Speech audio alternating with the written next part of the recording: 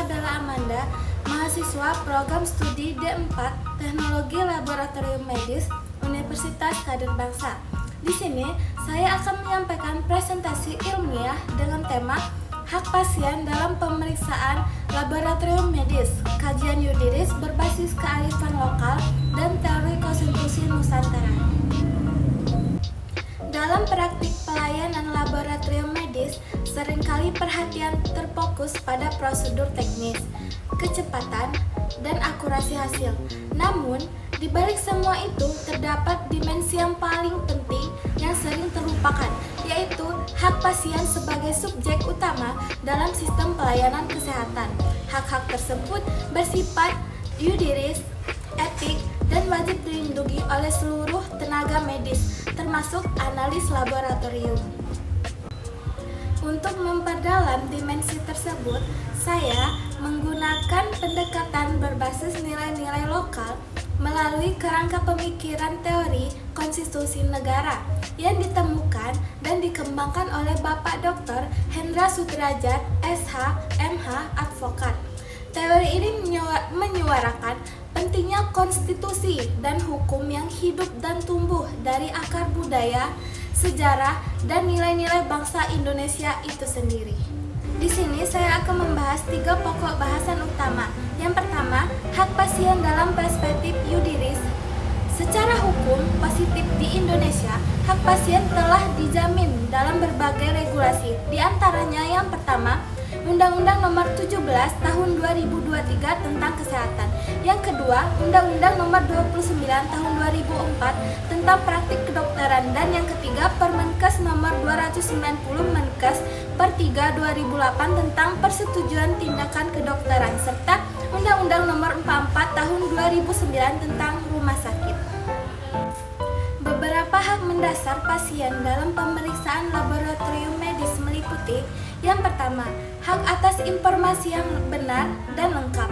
Yang kedua, hak atas persetujuan tindakan atau informed consent.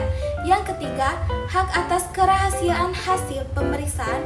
Yang keempat, hak atas perlakuan yang adil tanpa diskriminasi.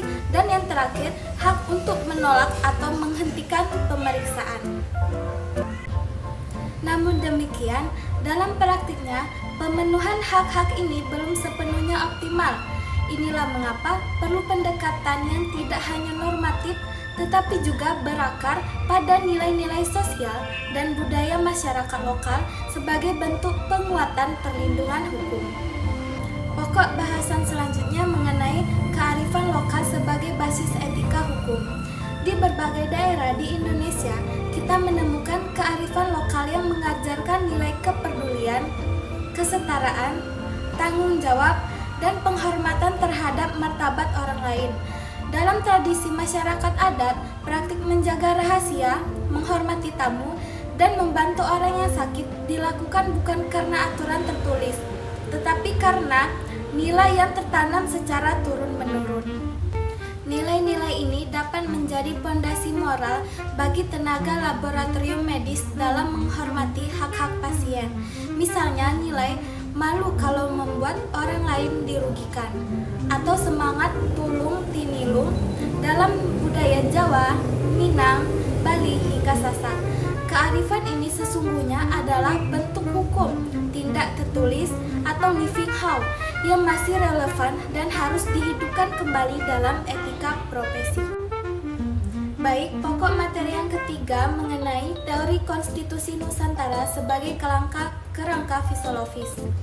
Dalam teori konstitusi Nusantara yang dikembangkan oleh Bapak Dr.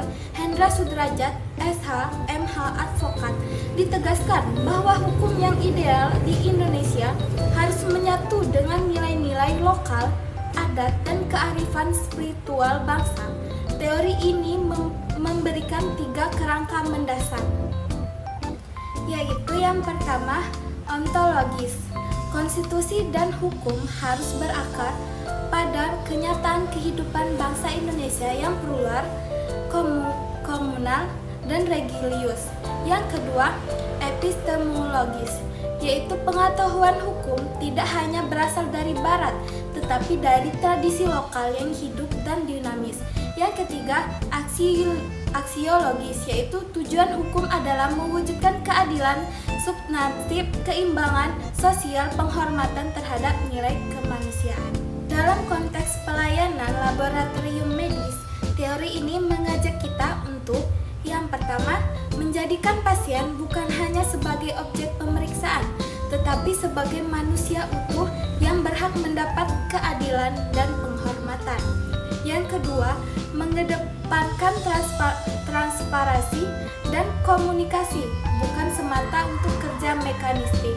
Yang ketiga, menyelaraskan pelayanan kesehatan dengan nilai kemanusiaan, kejujuran, dan keadilan sosial. Kesimpulan, sebagai mahasiswa teknologi laboratorium medis, saya menyadari bahwa profesionalisme dalam pelayanan tidak cukup hanya untuk berdasarkan kompetisi teknis. Ia juga harus dilandasi dengan pemahaman hukum, etika, dan kearifan lokal agar mampu melindungi hak-hak pasien secara utuh. Melalui pendekatan yudiris berbasis nilai budaya dan teori konstitusi Nusantara, kita belajar bahwa melayani pasien adalah bagian dari mengabdi kepada kemanusiaan dan bangsa. Teori ini mengajarkan bahwa hukum yang adil adalah hukum yang hidup dalam hati nurani dan budaya masyarakatnya.